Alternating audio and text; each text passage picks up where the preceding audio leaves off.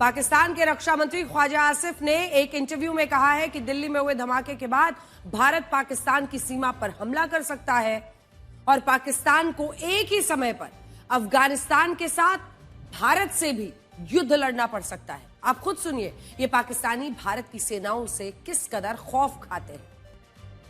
पाकिस्तान इसलिए भी डरा हुआ है क्योंकि दिल्ली में हुए धमाके को मोदी सरकार ने आतंकवादी हमला माना और भारत के सेना प्रमुख जनरल उपेंद्र द्विवेदी ने अपने नए बयान में कहा है कि ऑपरेशन सिंदूर सिर्फ एक ट्रेलर था, पूरी पिक्चर अभी बाकी है।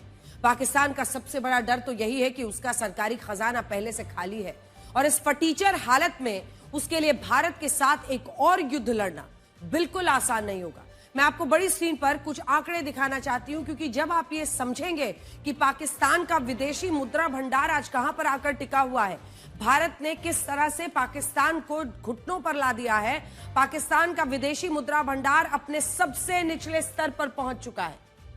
इसमें 1.5 लाख करोड़ रुपए बचे हैं सिर्फ, जो आप मेरी दाईं तरफ देख रहे हैं। 2.5 से 3 महीने का आयात सिर्फ संभव है इस 1.5 लाख करोड़ रुपए में। जूम इन कीजिए और ये पूरी कहानी लिख रहा है। जब हम कंपेयर करेंगे भारत से वो तो अगली तस्वीर है, लेकिन 1.5 लाख करोड़ रुपए बचे हैं और इतने पैसों से पाकिस्तान सिर्फ 2.5 से 3 महीने का ही आयात कर सकता है, इंपोर्ट। यहां भारत का विदेशी मुद्रा भंडार भी देखिए कितना है, 61 लाख करोड़ रुपए। और हमसे तो पाकिस्तान की कोई बराबरी हो ही नहीं सकती, लेकिन चूंकि इस देश को देखना था तो हमने आपको 61 लाख करोड़ दिखा दिया कि यह है पाकिस्तान की हालत। अब पाकिस्तान की एक और समस्या है और वो ये है कि वो सिर से लेकर पैर तक कर्जे में डूबा हुआ है। पाकिस्तान ने दूसरे देशों से जो कर्ज लिया है वो $100 बिलियन यानी लगभग 9 लाख करोड़। ये जो आप अमाउंट देख रहे हैं 9 लाख करोड़ पाकिस्तान पर विदेशी जो दूसरे देशों से लिया हुआ कर्जा है वो अपने आप में 9 लाख करोड़ से ज्यादा है। अब देखिए चारों तरफ से अपनी इसी हालत के कारण पाकिस्तान पिछले 1 महीने से तालिबान से शांति समझौता करने के लिए गिड़गिड़ा रहा है, जबकि तालिबान ने साफ कहा है कि अगली बार पाकिस्तान ने अफगानिस्तान की तरफ आंख भी उठाकर देखा तो अगला हमला सीधा इस्लामाबाद पर होगा। तो कुल मिलाकर इस तरह से चारों तरफ से घिरे हुए पाकिस्तान, वैसे तो पाकिस्तान बड़ी बड़ी ढींगे हाँकता है, आपने देखा आज ही नहीं लगातार हम आपको दिखा रहे हैं। सच्चाई क्या है? सच्चाई ये है कि दिल्ली में हुए आतंकवादी हमले के बाद पाकिस्तान की सरकार, पाकिस्तान की सेना, पाकिस्तान का मीडिया लगातार इस बात की चर्चा कर रहा है कि भारत की सेना इस हमले का बदला लेने के लिए पाकिस्तान पर हमला जरूर करेगी और इस डर ने पूरे पाकिस्तान को बेचैन किया हुआ है। कुछ बेचैनियां अच्छी होती हैं, सुनिए, और इसीलिए हम कह रहे हैं कुछ डर अच्छे होते हैं, कुछ बेताबियां अच्छी होती हैं। इस डर के पीछे भारतीय सेना और मेड इन इंडिया हथियारों की वो ताकत भी है जिसकी झलक ऑपरेशन सिंदूर में पूरी दुनिया में देखी गई थी। हमारी ब्रह्मोस ने पाकिस्तान को दहशत से भर दिया था। आज पाकिस्तान को पता है कि आधुनिकता के मामले में भारत की वायुसेना चाइना की वायुसेना से भी आगे निकल चुकी है और हमारी मिसाइलें, हमारे ड्रोन्स, हमारे एंटी मिसाइल सिस्टम्स, जो डिफेंस सिस्टम्स हैं, वो पाकिस्तान को दिन में भी तारे दिखा सकते हैं। सबसे बड़ी बात यह है कि अब रशिया ने भी भारत को यह ऑफर दिया है कि वो भारत में 5वीं पीढ़ी का लड़ाकू विमान सुखोई 57 विकसित करने के लिए तैयार है। और अगर भारत ने यह प्रस्ताव स्वीकार कर लिया तो पहली बार ऐसा होगा जब हमारी वायुसेना made in India stealth fighter jets का इस्तेमाल करेगी और ये लड़ाकू विमान 5वीं पीढ़ी के होंगे। सुखोई 57 ही को दुनिया में 5वीं पीढ़ी का सबसे घातक और आधुनिक लड़ाकू विमान माना जाता है। 2 इंजन वाला यह खतरनाक लड़ाकू विमान एक बार में 3,500 किलोमीटर की दूरी तय कर सकता है और स्टेल्थ टेक्नोलॉजी के कारण यह दुश्मन के रडार को चकमा देने में भी माहिर होता है। पाकिस्तान के पास अभी जो मौजूदा है उसके एंटी मिसाइल डिफेंस सिस्टम, वो इस लड़ाकू विमान को इंटरसेप्ट करने में सक्षम ही नहीं है और इसकी रफ्तार तो पाकिस्तान के होश उड़ाने वाली है। ये मैक 2 की रफ्तार से उड़ता है, मैक 2 की रफ्तार। इसकी अधिकतम स्पीड 2467 किलोमीटर प्रति घंटा है, 2467 किलोमीटर प्रति घंटा, जिसका मतलब यह हुआ कि इस लड़ाकू विमान को कश्मीर से कन्याकुमारी पहुंचने में सिर्फ 78 मिनट लगे। इस वक्त मेरे हाथ में एक रिपोर्ट है और वो रिलीजियस फ्रीडम पर हम आपको दिखा रहे हैं। ये रिपोर्ट अमेरिकी सरकार के एक आयोग ने जारी की है और इसका नाम है US commission on international religious freedom, जो आप देख रहे हैं। जूम इन करके दिखा सकते हैं। ये जो तमाम पार्ट्स हैं ये हमने आपके लिए इसीलिए हाईलाइट किए हैं। ये जो ग्रीन वाला पार्ट आप देख रहे हैं ये हमने आपके लिए हाईलाइट की है। आपको हैरानी होगी कि इस रिपोर्ट में धार्मिक आजादी के मामले में भारत को Afghanistan, Iran, Nigeria, north Korea, Pakistan, China, Cuba जैसे देशों के साथ रखा गया है। आज मैं आपसे ये सवाल पूछती हूं कि क्या वाकई में भारत में धार्मिक आजादी का इतना बुरा हाल है कि ये सिर्फ भारत के खिलाफ एक एजेंडा नहीं दिखाई दे रहा है? और हम ऐसा क्यों कह रहे हैं उसे समझिए। यह रिपोर्ट प्रधानमंत्री मोदी, अयोध्या के राम मंदिर और आरएसएस के खिलाफ नफरत से भरी पड़ी है। ये जो रिपोर्ट है इसमें सीधा सीधा प्रधानमंत्री नरेंद्र मोदी का नाम लिया गया है और कहा गया है कि उनकी तमाम जो पॉलिसीज है वो हिंदुत्व आइडियोलॉजी को फॉलो करती हैं, यानी हिंदुत्व की विचारधारा पर चलती है। इसमें शुरुआत में ही सबसे पहले ये लिखा है, शुरू वाली ही लाइन जो मैंने आपके लिए ग्रीन की है। साल 2014 में जब से नरेंद्र मोदी भारत के प्रधानमंत्री बने हैं तब से उनकी सरकार भारत में हिंदुत्व की विचारधारा पर काम कर रही है और भारत में अल्पसंख्यकों के साथ भेदभाव हो रहा है, ये शुरुआती ही इन्होंने डाल दिया है।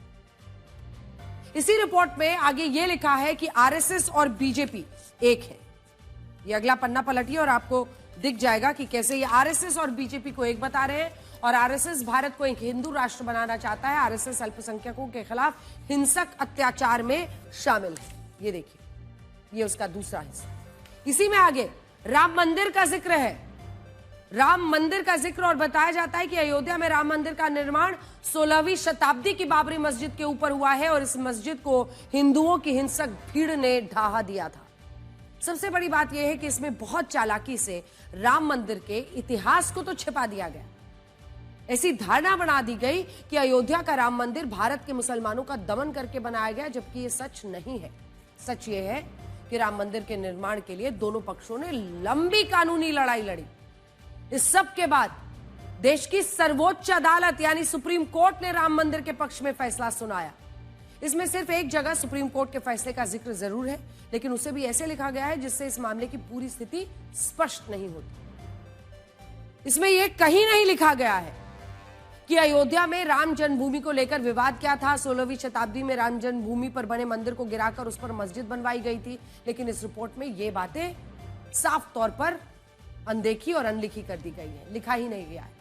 उल्टा इस रिपोर्ट में प्रधानमंत्री मोदी को लेकर एक हिंदू नेता के तौर पर पेश किया गया है और इसी में यह लिखा है कि गृह मंत्री अमित शाह भी मुस्लिम विरोधी हैं। सबसे बड़ी बात यह है कि जब वक्फ बोर्ड को पारदर्शी बनाने के लिए केंद्र सरकार ने वक्फ कानून बनाया और सुप्रीम कोर्ट में भी इस कानून को लेकर सुनवाई चल रही है, तब हमारे देश की अदालत से पहले अमेरिका के इस आयोग ने वक्फ कानून को मुस्लिम विरोधी बताकर अपना फैसला सुना दिया है। यहां कोर्ट में सुनवाई चल रही है, वहां पर न वकील न दलील। इसके अलावा इसमें उमर खालिद का भी जिक्र है और यह लिखा गया है कि उमर खालिद ने 2020 में सीएए कानून के खिलाफ शांतिपूर्ण आंदोलन किया था, लेकिन उसे आज तक जेल में रखा गया है। बाकायदा नाम के साथ उसके बारे में इसमें लिखा गया है, लीडिंग पीसफुल प्रोटेस्ट। जबकि सच यह है कि उमर खालिद पर दिल्ली दंगों की साजिश रचने का आरोप है और इसी हफ्ते दिल्ली पुलिस ने अदालत को बताया कि ये दंगे सुनियोजित थे और उसके पीछे तख्ता पलट की गहरी साजिश छिपी हुई थी। यह खबर केरल के एक 16 साल के नाबालिग लड़के के बारे में है, 16 साल, जो अपनी मां के साथ ब्रिटेन में रहता था। केरल पुलिस में दर्ज हुई एफआईआर के मुताबिक की मां, इस लड़के की मां और उसकी एक दोस्त उसे आतंकवादी संगठन आईसिस के वीडियो दिखाते थे और उसे आईसिस में शामिल होने के लिए प्रेरित किया जाता था। सोचिए, इस लड़के की मां खुद चाहती थी कि उसका बेटा आईएसआईएस का जिहादी बने और सीरिया जाए। कुछ दिन पहले जब यह लड़का वापस केरल में अपने पिता के पास आया, तब उसने ये बताया कि ब्रिटेन में उसका ब्रेन वॉश किया जा रहा है और अब वो वापस अपनी मां के पास जाकर नहीं रहेगा। इसी के बाद केरल पुलिस में इस मामले की एफआईआर दर्ज हुई और अब पुलिस हर पहलू से इस मामले की जांच कर रही है और यह भी देखा जा रहा है कि इन आरोपों में सच्चाई कितनी है। बड़ी बात यह है कि ब्रिटेन में यह इस तरह का पहला मामला नहीं है जब वहां आईसिस में भर्ती के लिए युवाओं का ब्रेन वॉश करने की कोशिश हुई है। आज जब भारत में डॉक्टरों के आतंकी बनने पर लोग हैरानी जता रहे हैं, तब यह बात बहुत कम लोगों को पता होगी कि ब्रिटेन में डॉक्टर्स, नर्सेस को कई सालों से कट्टरपंथी बनाने की साजिश चल रही है। और इस मामले में भी जिस नाबालिग लड़के ने अपनी मां पर उनका ब्रेन वॉश करने का आरोप लगाया है, इस लड़के ने लगाया, नाबालिग लड़का है, वो महिला भी ब्रिटेन के एक अस्पताल में नर्स की नौकरी करती है। ब्रिटेन को दुनिया के उन शुरुआती देशों में गिना जाता है जहां जिहाद के नाम पर डॉक्टर्स को आतंकी बनाकर सीरिया भेजा गया, और इसकी शुरुआत साल 2014 में हुई। दिखाते हैं आपको। साल 2014 में डॉक्टर इस्साम अबुआनजा, जिसके दिमाग में कुछ लोगों ने इस कदर जहर भरा, तस्वीर आप देख रहे हैं उसकी, वो अपने परिवार को हमेशा के लिए छोड़कर आईसिस में भर्ती हो गया। और जब चार्ली हेब्डो नाम की पत्रिका पर आतंकी हमला हुआ, तब इसने लिखा कि God bless this act of terrorism, doctor. इसी तरह 2015 में ब्रिटेन के 9 डॉक्टर्स, पूरे 9 डॉक्टर्स आईसिस में शामिल होने के लिए सीरिया पहुंचे, और उस समय यह पता चला था कि जो डॉक्टर्स मेडिकल की पढ़ाई करने के लिए सूडान जाते हैं, वहां उनका ब्रेन वॉश किया जाता है। और इसके बाद ये डॉक्टर व्हाइट टेरर मॉड्यूल से जुड़े जाते हैं, और भारत में भी जैश ने यही किया। अब केरल के 16 साल के इस लड़के ने अपनी मां पर यह आरोप लगाया है कि वो उसको कट्टर बना रही थी।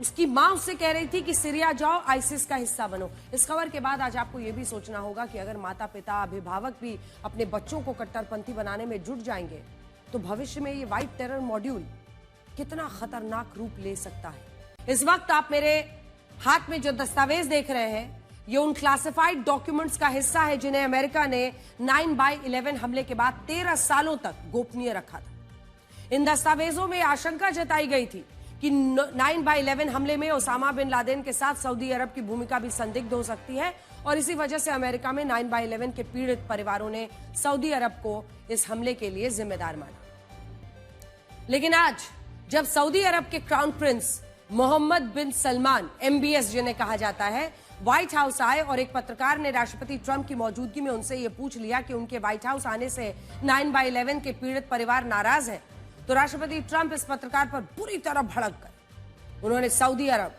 और मोहम्मद बिन सलमान का पूरी तरह से बचाव किया।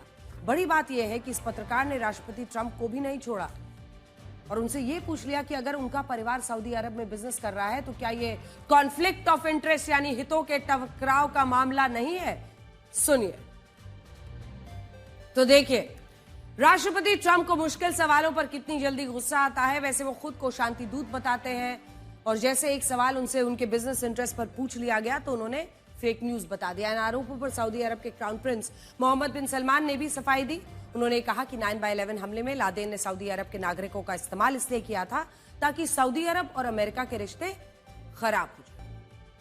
अब आप ये समझिए कि क्या अमेरिका, सऊदी अरब और पाकिस्तान तीनों मिलकर कोई खिचड़ी पका रहे हैं। मैं आपको बड़ी स्क्रीन पर समझाती हूं, क्योंकि कई लोग ये मान रहे हैं कि एक तिकड़ा बनाने की कोशिश है, और डोनाल्ड ट्रंप इस पूरे क्षेत्र में किस तरह से एक नई रणनीति पर चल रहे हैं। राष्ट्रपति ट्रंप की रणनीति यह है कि वो वेस्ट एशिया यानी मिडिल ईस्ट के देशों में अपना दबदबा बनाकर रखना चाहते हैं, जिसमें सऊदी अरब, पाकिस्तान दोनों की भूमिका बहुत बड़ी हो जाती है। और जब आप अमेरिका का इन दोनों देशों के साथ रिश्ता देखेंगे तो ये है पाकिस्तान और ये है सऊदी अरब। बाकी जो खाड़ी देश है उनको छोड़ दीजिए, बात सऊदी अरब की है। अगर आप क्षेत्रफल में देखें तो उसका अंदाजा आपको लग रहा है उसके साइज का, और इधर पाकिस्तान। अगर ये दोनों देश वेस्ट एशिया में अमेरिका की मदद करते हैं तो इसमें ईरान, अफगानिस्तान, पश्चिम एशिया के मसलों में राष्ट्रपति ट्रंप को फायदा मिल सकता है। और इन्हीं बातों को ध्यान में रखते हुए राष्ट्रपति ट्रंप ने आज सऊदी अरब को अमेरिका का मेजर नॉन नेटो एलाई घोषित कर दिया है।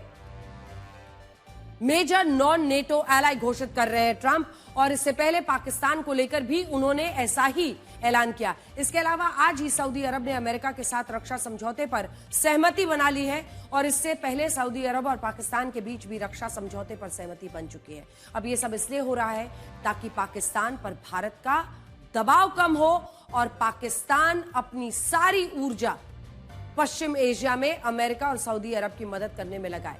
और इस रणनीति से भारत भी पूरी तरह सावधान है। आपको ये बताते हुए कि नीतीश कुमार कल सुबह 11:30 बजे बिहार के मुख्यमंत्री पद की शपथ लेंगे और आज उन्हें नॉन स्टॉप नीतीश कुमार या निरंतर नीतीश कुमार, निसंदेह नीतीश कुमार भी कह सकते हैं। क्या आपने कभी सोचा है कि डू नॉट डिस्टर्ब यानी डीएनडी करवाने के बावजूद आपके नंबर पर सैकड़ों अनजान फोन कॉल्स क्यों आते हैं? क्या आपने सोचा है आपके व्हाट्सएप पर डिजिटल अरेस्ट, विदेशी नौकरी के ऑफर्स या फिर आपकी तस्वीर वायरल हो गई है जैसे मैसेज क्यों आते हैं? इसकी वजह है आपके मोबाइल नंबर से जुड़ा डेटा लीक होकर साइबर क्रिमिनल्स के पास पहुंच जाना। कई जगहों पर जहां पर आप जाते हैं, मोबाइल नंबर अपना छोड़ते हैं। मोबाइल नंबर डेट ब्रीच से जुड़ी एक ऐसी ही बड़ी खबर पूरी दुनिया को हो सकते हैं को सकते में डाल दिया है। इस खबर ने अपने सेफ्टी फीचर्स को बेस्ट बताने वाले व्हाट्सएप के कर्ता धर्ता मेटा ने एक ऐसी गलती की है जिससे व्हाट्सएप के 350 करोड़ यूजर्स के मोबाइल नंबर का डेटा साइबर क्रिमिनल्स के पास पहुंच गया है। इस वक्त दुनिया में व्हाट्सएप के 500 करोड़ यूजर्स हैं और अकेले भारत में 80 करोड़ से ज्यादा लोग व्हाट्सएप का इस्तेमाल करते हैं। इससे आप समझ सकते हैं कि इस लापरवाही का खामियाजा जितने यूजर्स को भुगतना पड़ सकता है, कितने हो सकते हैं वो। अब देखिए, आपका मोबाइल नंबर मिलने के बाद ही साइबर क्रिमिनल्स आपको हैकिंग वाले में लिंक भेजते हैं या डिजिटल अरेस्ट वाले वीडियो कॉल्स करते हैं और आप हमेशा ही यही सोचते रहे कि आखिर इन साइबर क्रिमिनल्स को आपका व्हाट्सएप नंबर कहां से मिला। साइबर वर्ल्ड में इस तरह की खामी को कॉन्टैक्ट डिस्कवरी फ्लॉ कहते हैं। इसकी वजह से मोबाइल एप्लीकेशन अपने यूजर्स की अनुमति लिए बगैर सारी जानकारी थर्ड पार्टी को देता है। सिर्फ यही नहीं, इस खामी की वजह से मोबाइल एप्लीकेशन ये यूजर की कॉन्टैक्ट लिस्ट में शामिल मोबाइल नंबर्स भी लीक हो जाते हैं। यानी आपका नंबर लीक हुआ, आपके मोबाइल में जितने कॉन्टैक्ट नंबर्स हैं वो भी लीक हो जाते हैं। तो साइबर क्रिमिनल्स को ये सारे नंबर्स मिल जाते हैं। जितने लोग आपके कॉन्टैक्ट लिस्ट में हैं, आपके परिवार वाले, आपके दोस्त, आपके जानने वाले, आसानी से ये नंबर्स उनके हाथ लग गए। मार्क जकरबर्ग की मेटा को व्हाट्सएप की इस खामी का बहुत पहले से पता था। साल 2017 में ही मोबाइल एप्लीकेशन की सिक्योरिटी जांच करने वाले रिसर्चर्स ने मेटा को आगाह किया था, लेकिन पिछले 8 साल से यह कंपनी यूजर्स की सेफ्टी से खिलवाड़ करती रही। उसने यूजर्स के मोबाइल नंबर की सुरक्षा पर कभी ध्यान नहीं दिया। व्हाट्सएप के इस डेटा ब्रीच के बारे में ऑस्ट्रिया की वियना यूनिवर्सिटी के सिक्योरिटी रिसर्चर्स ने यह खुलासा किया है। उनका दावा है कि व्हाट्सएप यूजर्स को पूरी डायरेक्टरी डार्क वेब पर बिक रही है। डार्क वेब से साइबर क्रिमिनल्स को व्हाट्सएप यूजर्स का मोबाइल नंबर, उनकी प्रोफाइल फोटो, उनके एक्टिव या इनएक्टिव होने की सारी जानकारी मिल रही है और यहीं से वो आपके दोस्तों के कॉन्टैक्ट लिस्ट नंबर्स भी निकाल सकते हैं। साइबर क्राइम की दुनिया में उन मोबाइल नंबर्स की कीमत ज्यादा होती है जिसकी प्रोफाइलिंग भी साथ में मिल रही है।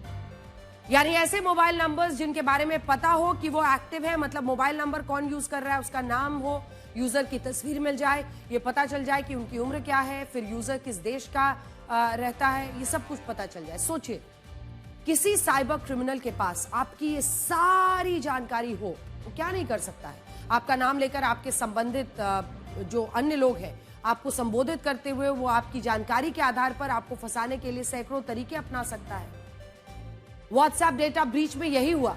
यूजर्स का mobile number, profile dark web पर बेची जा रही है, जो एक खतरनाक बात है। हालांकि इसका मतलब ये नहीं कि व्हाट्सएप पर आपके मैसेज भी सुरक्षित नहीं है। व्हाट्सएप की मैसेजिंग व्यवस्था पर इसका कोई असर नहीं है, वो अभी भी एंड टू एंड एन्क्रिप्शन पर ही चल रही है, यानी सुरक्षित है।